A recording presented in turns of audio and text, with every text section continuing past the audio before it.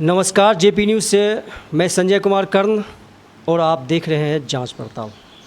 जांच पड़ताल की इस कड़ी में आज हमारे स्टूडियो में मौजूद हैं जेपी यादव जी, जनार्दन प्रसाद यादव जी। गोला रोड पटना इनका अस्थायी निवास है और ये केंद्रीय विद्यालय बेली रोड पटना में पीजीटी हिस्ट्री से रिटायर्ड टीचर हैं और मूल रूप से यह खगड़िया के निवासी हैं। खगड़िया लाहौर पड़ता है।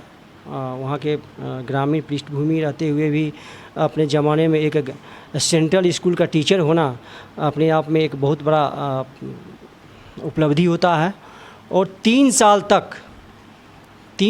तक लगातार विदेश में इन्होंने सामाजिक विषय पर, जो सामाजिक विज्ञान होता है, सामाजिक विज्ञान के शिक्षक और साथ ही साथ इतिहास के शिक्षक के रूप में ये विदेश में सेवा दी है। भारत सरकार इनको भेजा गया, भारत सरकार के द्वारा इनको विदेश भेजा गया पढ़ाने के लिए। भूटान वो पढ़ा कर आएंगे 1986 से 1989 तक इन्होंने भूटान में सेवा दिया है और ये एक बहुत ही गर्व की बात है। हमारे स्टूडियो में आए सर, आपका सर बहुत बहुत धन्यवाद। सर क्या कहना? बहुत बहुत धन्यवाद आपको संजय जी, अपना अमूल्य समय देने के लिए।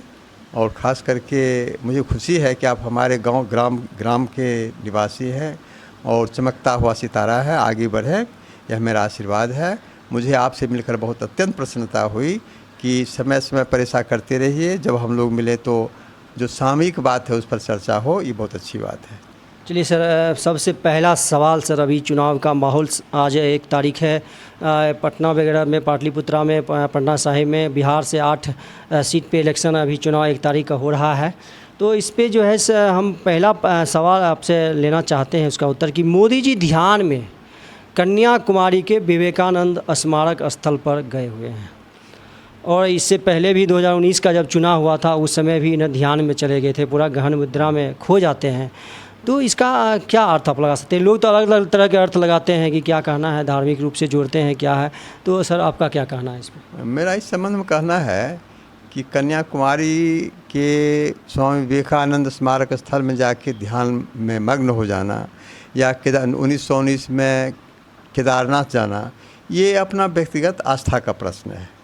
इस संबंध में किसी को कोई प्रश्न करना ठीक बात नहीं है। लेकिन इसका दूसरा ये है कि जब देश में चुनाव हो रहा है, लोकतंत्र का महापर्व मनाया जा रहा है, आज भी लोग मतदान कर रहे हैं, तो ऐसे समय में अगर वो गए हैं कन्याकुमारी ध्यान करने के लिए, तो हो सकता है कि उन्होंने जो देश में समस्त देश का भ्रमण किया, चुनाव अभियान चलाया, तो उस दरमियान में उन्होंने क्या अनुभव किया, किन समस्याओं का सामना किया, जनता से रूबरू होने में उनको क्या जानकारी मिली। मुझे लगता है कि शायद इसी प्रश्न पर आत्मचिंतन करने के लिए वो कन्याकुमारी के स्वामी विवेकानंद स्मारक स्थल पर चिंतन कर रहे हैं। मगर इसका कुछ लोग दूसरा अर्थ भी लगा रहे हैं। हाँ, इसका देखिए, इसका दूसरा अर्थ ये प्रश्न उठता है कि राजनीतिक फ़ायदा उठाने के लिए भी ऐसा कर रहे हैं। हाँ। क्योंकि 2019 में भी चुनाव के जस्ट बाद, उससे पहले भी जा सकते थे वे मेडिटेशन के लिए, बीच बीच में लोग जाते ही रहते हैं। तो ये चुनाव के जस्ट बाद जाना, फिर से चुनाव के जस्ट बाद 2024 में जाना, तो क्या लग रहा है कि इसका राजनीतिक फ़ायदा उठाने के लिए जाते हैं बार बार? देखिए संजय जी, राजनीति संभावनाओं का खेल है और राजनीति में हमेशा जो है ये कहा जाता है कि everything is fair in love and war. Everything is fair in love and वार। तो ये राजनीति जो है एक तरह से युद्ध तो नहीं है, नहीं कह सकते हैं, लेकिन आपसी जो है टकराव तो होता है। अपने अपनी विचारधारा को लेकर के लोग एक दूसरे पर कटाक्ष करते हैं, आक्रमण करते हैं, हमला करते हैं। तो इस विचारधारा और सिद्धांत की लड़ाई तो लड़ते ही हैं। हाँ, लड़ते ही लेकिन ये धार्मिक चीज को जब इसमें जोड़ दिया जाता है तो इसका अब यहाँ एक दूसरा प्रश्न हो गया कि जब चुनाव हो रहा है उस समय वो कन्याकुमारी में ध्यान मग्न हुए हैं, तो विरोधी पक्ष के लोग, विपक्ष के लोग ये सोचते हैं कि हो सकता है राजनीतिक फ़ायदा उठाने के लिए ऐसा कर रहे हैं। मगर ये जो है हमेशा जो है सब चीज़ के 2 पक्ष होते हैं।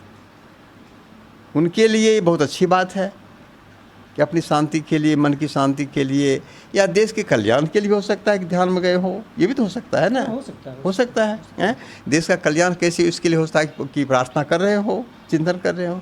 मगर विपक्ष के लोगों को लग रहा है ऐसा कि जब आम चुनाव चल रहा है उस दिन ऐसा करना तो हो सकता है कि चुनाव पर प्रभाव पड़े।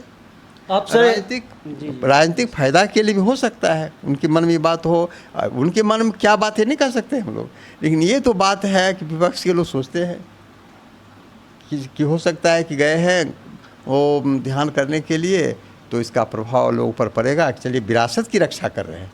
ये सर, ये आप टीचर हैं, आपसे ये लाजमी है कि जब आप अपने बच्चे को पढ़ाते हैं तो केवल क्या कभी ऐसा लगता है कि बच्चों को हम धार्मिक ओर प्रेरित करें कि धार्मिक होना ही चाहिए, धार्मिक होना ही जो देश की विकास में साधक हो सकता है, ऐसा होता है? नहीं, देखिए ऐसी बात जो है ना, ये गांव ग्राम में भी हम देखते हैं कि पढ़े लिखे आदमी जब चंदा के लिए जाते हैं, रामधुनी के लिए, जब पढ़े लिखे लड़का लोग जिस समय पढ़ना चाहिए उस समय यदि वो चंदा वगैरह करना जाता है, समय व्यर्थ, एक रास्ता चेंजिंग हो जाता है। तो ये जब देखते हैं धार्मिक रूप से ऐसा प्रधानमंत्री देश का शासनाध्यक्ष करते हैं तो लोगों पर क्या प्रभाव पड़ सकता है? देखिए, देश के प्रधानमंत्री हैं और प्रशासन में और देश में दो तरह की बात होती है। एक होते हैं धर्म प्रधान, temporal head of the state, एक होते हैं टेम्परल हेड, एक होता है पॉलिटिकल हेड। तो इतिहास में प्राचीन काल से लेकर मध्यकाल तक ऐसा कहा जाता था कि जो राजा होते थे ना, उनका सिद्धांत था कि वो इसमें विश्वास करते थे कि divine theory of kingship, divine theory of kingship, राजा में जो है सो देवत्व का गुण होता है, देवत्व का शक्ति होता है। होता है। तो अभी जो ये मुझे पता चला, जो सुनने में आया है या पेपरों में भी आया है कि मोदी जी जो हमारे आदरणीय प्रधानमंत्री जी हैं, उन्होंने कहा है कि मेरे जो आगमन हुआ है वो दैवी इच्छा से हुआ है। बोले हैं ऐसा, वो दैविक इच्छा से हुआ है, दैविक ये पूरा ट्रेंड में चल रहा है, बोले हैं, चले हैं ना, हाँ बोले हैं, ऐसा बोले हैं वो। तो मुझे लगता है कि वो जो धर्म प्रधान तो होना राजतंत्र में संभव है, वो हमारे राष्ट्र के प्रधान हैं, मतलब प्रधानमंत्री हैं। राष्ट्र प्रधान तो राष्ट्रपति होते हैं, हेड ऑफ द स्टेट हमारे, हाँ, ये गवर्न करते हैं, देश पर शासन करने का इनका अधिकार है। तो ऐसा धर्म को इसमें जोड़ना ठीक बात नहीं है।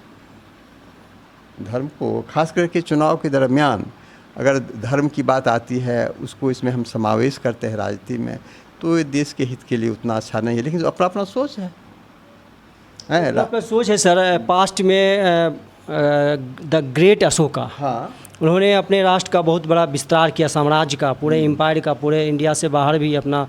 तो जब वो बौद्ध धर्म ग्रहण करते हैं तो ऐसा कहा गया है कि उसके डिक्लाइन में एक जो वजह होता है, हाँ, वो बौद्ध धर्म ग्रहण करना, प्रचार प्रसार में जाना, ये उनका डिक्लाइन होना शुरू होता है उसके एम्पायर का। तो क्या लग रहा है कि मोदी जी ऐसा कर रहे हैं, यदि उधर प्रवृत्ति उनका धार्मिक की ओर जा रहा है तो क्या हो सकता है देश का? ऐसा है, वो जो अशोक जी का जो हुआ था ना कलिंग वार, तो उसमें जब लाखों हजारों लोगों की मृत्यु हुई, शहीद हुए लोग, अनाथ बच्चे हो गए, विधवा स्त्री हो गई, तो उन्होंने उसको देख कर के उनकी हृदय द्रवित हो गया, है ना। और उन्होंने कहा कि आज से मैं अब भेरी घोष नहीं, धम्म घोष करूँगा। I will try now to win the heart of the people by Dhamma, by compassion, by sympathy, by empathy, हैं, मैं तलवार के बल पे नहीं, अब हम द हेल्प ऑफ वेपन, हैं। तो उस दिन से उन्होंने ये जो आप बताए ना कि उनका जो डिक्लाइन शुरू हुआ कलिंग युद्ध के बाद, सही बात है, लेकिन इसका कारण दूसरा था। कारण क्या था कि उन्होंने हथियार उठाना छोड़ दिया, समझे। He stopped taking arms in his hands, that was the reason. धर्म पर गए हो, अपनी बेटी संमित्रा को, पुत्र महेंद्र को वहाँ भेजे, लेकिन उनका इस साथ साथ में उनको जो स्टेट की जो पॉलिसी थी, जो स्ट्रिक्ट होना, स्टेट मतलब क्या, ऐसी पॉलिसी हो जिससे कि जनता को लगे कि हाँ शासन है, वो बात ख़त्म हो गई। धर्म पर जोर दे दिए, घूमना फिरना शुरू कर दिए, धर्म यात्रा शुरू कर दिए, धर्म महामात्र की नियुक्ति शुरू कर दिए, धर्म एक डिपार्टमेंट ही बना दिए, धर्म महामात्र, हैं, धर्म महामात्र की नियुक्ति कर दिए और धर्म पर जोर दे दिए। और जो सामरिक जो होता है आवश्यकता देश की, उस पर वो ढिलाई कर दी, इसका कारण था। लेकिन यहाँ पर परम आदरणीय मोदी जी में ये बात नहीं है, ये दोनों को लेकर चल रहे हैं ना, ये तो विरासत की बात करते हैं, नहीं कर रहे हैं क्या? विरासत की बात करते हैं। हम विरासत बचाएंगे, धर्म का उत्थान करेंगे, जो प्राचीन गौरव है उसको वापस लाएंगे और साथ साथ शासन भी करेंगे। प्रशासनिक जो है हथियार जो होना चाहिए, जो ज़रूरी है देश के लिए, उसको नहीं छोड़ रहे हैं। तो डिक्लाइन का कारण तब होगा जब जनता इसको अपने अपने परिस्थिति समझेगी। अगर जनता को लगेगा नहीं ठीक बात नहीं है, तो जनता पर निर्भर करता है। अभी तो राजतंत्र है नहीं क्या? नहीं, राजतंत्र नहीं है। तो अब इस प्रकार सर आप आए, बहुत बहुमूल्य समय आपने मेरे चैनल को दिया है। तो सर एक बार फिर से आपको हमारे चैनल पे आने के लिए, अपना वक्तव्य देने के लिए बहुत बहुत धन्यवाद। हाँ, Sanjay ji, many thanks and I hope and I pray to God for your grand success in life. Keep it up. May God bless you to scale the highest peak of life in this field. Thank you sir.